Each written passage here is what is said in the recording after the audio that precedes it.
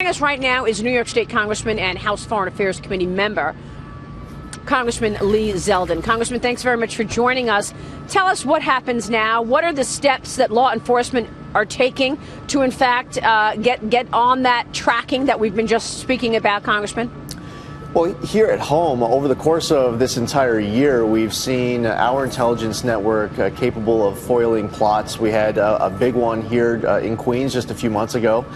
Now we're going to have to continue to monitor footprints that are left behind as you try to plan attacks like what we saw in Paris. But the threat can actually increase with the policy that we should be bringing in more refugees from Syria and elsewhere, especially without the proper screening process. So while you work with intelligence networks with other countries around the world, and you continue to foil plots like what we've seen in the United States since the beginning of the year, we also have to monitor where the threat might continue to get even worse if the Obama administration continues to try to carry out this policy, a flawed policy of bringing in all of these refugees.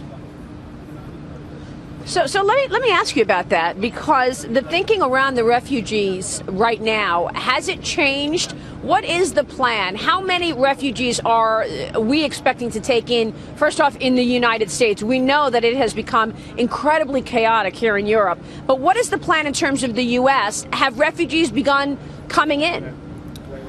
Well, it looks like the Obama administration, while they've started with some refugees coming in, they're looking at least several tens of thousands of refugees. At the Democratic debate Saturday night, there seemed to be consensus at the stage with the number of 65,000. So it looks like the president is continuing to be stubborn on his policy. There's been no assurances provided to me as a member of the House Foreign Affairs Committee or any of my colleagues that the proper screening procedures are in place. So as far as this administration goes, I haven't seen that they've quite grasped the reality check that even let's say you brought in 65,000. If 64,950 of them never carry out an attack on U.S. soil, but 50 of them do, and we see what we saw in Paris happen maybe in New York City or another large city somewhere in this country, well, then that's too much. So it doesn't matter. Yes, we have compassion for that innocent woman and child, but at the same exact time, you can't be bringing in individuals who are going to inflict harm and instill fear and carry out attacks on ISIS's behalf.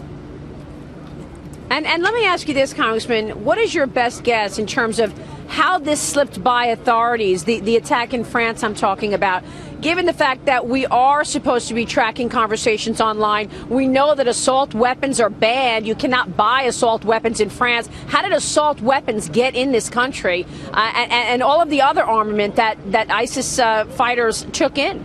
I'm not entirely convinced that we yet know everything that the French intelligence knew.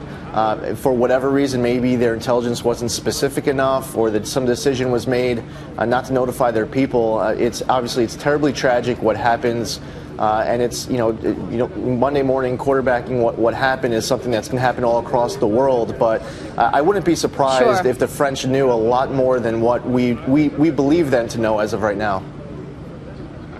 All right, we will leave it there. Representative Zeldin, thanks very much for your insights. We will speak with you soon as the story continues to develop.